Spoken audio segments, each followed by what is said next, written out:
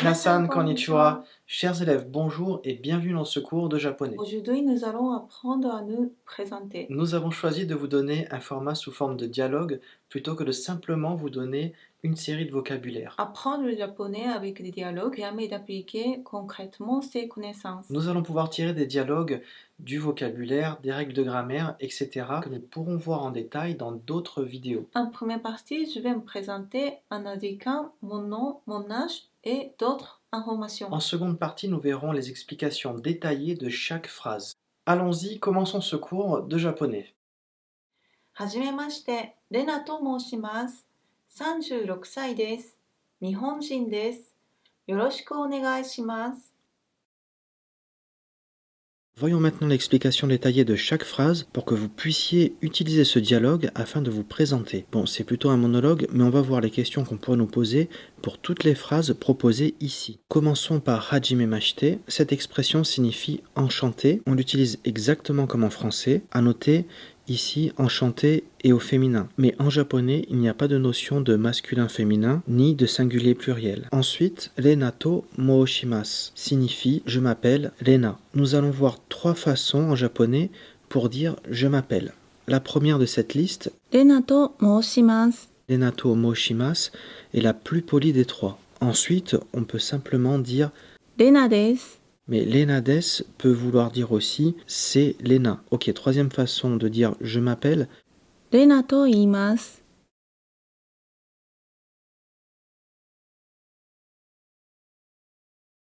Alors pour terminer cette partie-là, voyons la question en japonais, comment vous appelez-vous? お名前は何ですか？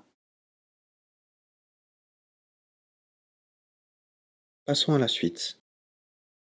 Sanju rokusai desu signifie j'ai 36 ans. Avant de voir les âges, on va apprendre à compter. Alors vous allez voir, c'est pas très compliqué de compter en japonais. Alors d'abord, on va voir avec Lena les chiffres de 1 à 10. Ce qu'on va faire, on va les noter les uns après les autres sur le tableau. Donc à gauche, vous aurez l'écriture en kanji et à droite, on va mettre l'eromaji, c'est-à-dire écrit en alphabet latin. Alors ok, c'est parti, on va voir les 10 premiers chiffres. 1、2、3、4、4、5、6、7、7、8、9、10。 Comme vous l'aurez remarqué, il y a deux façons de dire 4 et 7. Alors, pour les âges, on va utiliser yon pour 4. Par exemple, yonsai signifie 4 ans. Pour 7 ans, par exemple, on va utiliser nana. Maintenant qu'on a vu les 10 premiers chiffres, on va voir comment les utiliser. Par exemple, si vous voulez dire en japonais 12, donc on va prendre ju, qui signifie 10, et on va placer juste après ni, qui signifie 2. Et donc, ju ni signifie 12. Alors par exemple, si vous avez 25 ans, donc formons le numéro 25. Nijugo, si vous voulez une technique pour être sûr de ne pas vous tromper, c'est comme si on faisait 2 fois 10 et ensuite on additionne 5. Donc tous les chiffres placés devant 10, on les multiplie. Par exemple, pour dire 30, on va faire 3 fois 10. Sanju. Par exemple, 50, goju. Donc c'est comme si on faisait 5 fois 10. Et si on veut dire 58, goju hachi. Pour voir si vous avez compris, essayez de traduire 42. Donc 42 en japonais, yonju ni. Maintenant qu'on a vu comment compter, reprenons la phrase de Lena, sanju rokusai desu. Donc san, 3, ju 10, roku 6. Donc 36. Pour compter l'âge d'une personne, on utilise sai. Donc on combine un chiffre avec sai, il y a quelques irrégularités et on va les voir ensemble. Voilà les âges de 1 an jusqu'à 10 ans. Donc on va mettre en rouge les âges qui sont irréguliers. Alors Lena va les prononcer. 1歳、8歳、10歳、10歳。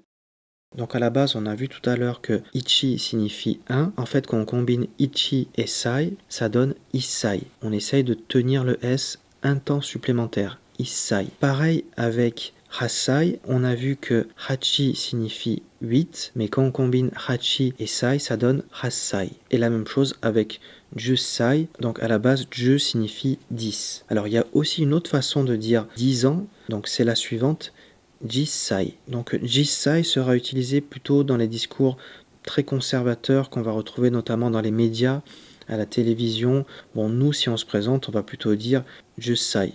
Alors il y en a un dernier qui est totalement irrégulier, c'est hatachi.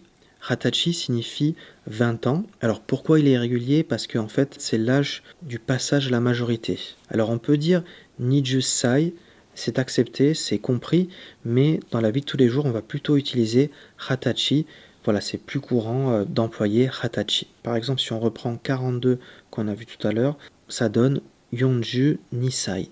En fait, vous avez juste à compter normalement et vous rajoutez sai. La seule chose à laquelle il faut faire attention, c'est les petites irrégularités qu'on vient de voir à l'instant. Pour terminer cette partie-là, on vous donne la question: quel âge avez-vous? 何歳ですか? Ok, passons à la suite. Nihonjin des signifie je suis japonaise. On peut aussi le traduire par je suis japonais. Comme on a vu précédemment, il n'y a pas de genre ni de nombre en japonais. En fait, Nihonjin vient à la base du mot Nihon qui signifie Japon. Pour trouver une nationalité, c'est très simple. On prend le pays, par exemple ici Nihon, et on ajoute le suffixe jin qui fait référence aux êtres humains. Donc Nihonjin signifie japonais, japonaise. Alors on peut aussi voir un autre suffixe go qui fait référence à la langue. Donc Nihongo signifie la langue japonaise. Prenons un autre pays, par exemple France, la France. Donc on va faire la même chose. Pour la nationalité, on ajoute jin, donc français, française. Et pour la langue, on ajoute le suffixe go. Donc go signifie la langue française. Donc voyons la question qu'on pourrait nous poser pour nous demander notre nationalité. 何人ですか? C'est vrai que pour la nationalité, il y a un mot assez technique qui est kokuseki. Ce mot est plutôt un terme administratif qu'on pourrait nous demander par exemple à l'aéroport, à la douane.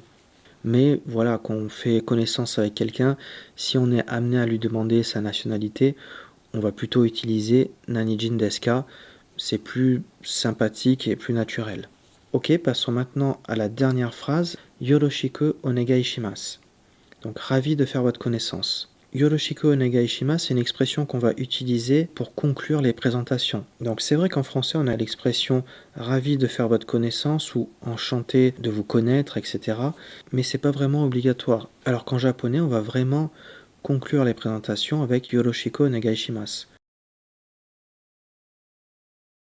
どうぞよろしく. Voilà, donc on espère que ces explications vous seront utiles le jour où vous ferez connaissance avec des Japonais.